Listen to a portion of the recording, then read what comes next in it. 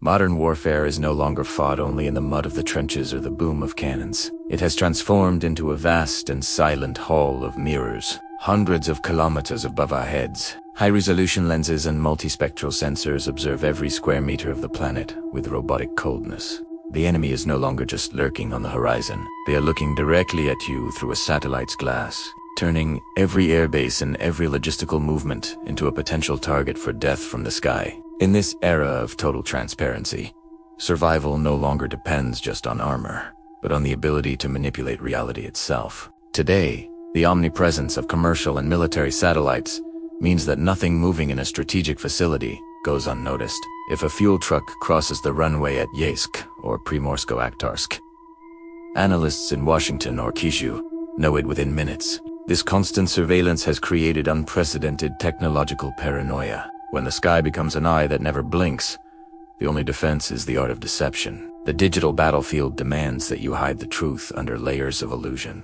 forcing the opponent to question their own senses and the data processed by their computers. It was in this scenario of absolute surveillance that the so-called ghost paintings emerged. Western intelligence analysts, upon examining satellite photographs of Russian air bases, began to notice something deeply disturbing. Perfect silhouettes of Su-30 fighters and other combat jets were parked on the runways, but there was a visual anomaly. The aircraft were two-dimensional. They did not cast the natural shadows that a multi-ton metal structure should project. They looked like giant paint stamps applied directly to the concrete. A rudimentary but sinister attempt to create a paper fleet. This military makeup rapidly evolved into something more complex. To deceive not only visible light cameras but also infrared and radar sensors, troops began using old tires. By placing rows of tires over the paintings, they managed to simulate the cockpit's volume and create a three-dimensional optical illusion. Under the sunlight, these tires heat up and create a thermal signature that can confuse the heat sensors of a missile, making a puddle of cheap paint look like a legitimate $50 million target to high-end technology. It is the use of industrial waste to defeat aerospace science. Now, imagine the absolute panic and tension experienced by a drone operator thousands of kilometers away. With their hand on the joystick and eyes fixed on a grainy screen, they have fractions of a second to make a decision. The target on the screen looks like a jet ready for takeoff, but something about the image's texture seems wrong. Is it a real plane loaded with missiles or just a painting decorated with tires?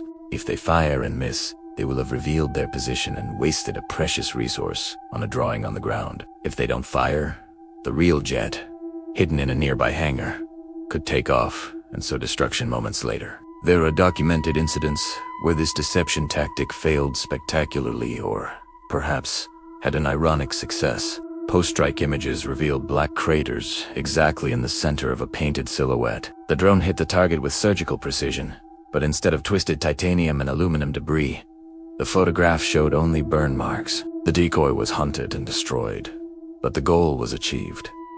The enemy spent high-precision ammunition against nothing. If you appreciate strategic intelligence in the brutal psychological game, consider leaving a like now. What we are witnessing is the pure concept of cognitive attrition warfare. It's not just about destroying the enemy's hardware, but about attacking their ability to process information. By forcing the adversary to spend precious time in processing resources, you create a cruel and effective form of passive defense. Every second an analyst spends debating whether an image shows a real plane is a second the real aircraft is being prepared for combat. The future of this human deception raises unsettling questions. If a simple painting and some old tires can deceive a multi-billion-dollar satellite, how will target recognition AI handle it? As automated systems take control of the trigger, the battle will shift to the field of code. We will see an arms race between is trained to detect fraud and humans creating ever more perfect illusions. Warfare will become a duel between machine perception and human cunning, where truth will be the scarcest resource of all. This Russian tactic is a grim reminder that, in war, what you see is almost never the total reality. Technological paranoia has brought us back to methods that seem to come from centuries past, but applied with mathematical precision. If you want to continue following the depths of military technology, subscribe here to the Shadow AI channel. Comment below. Do you think this type of decoy tactic still has a place, or is it just a sign of desperation?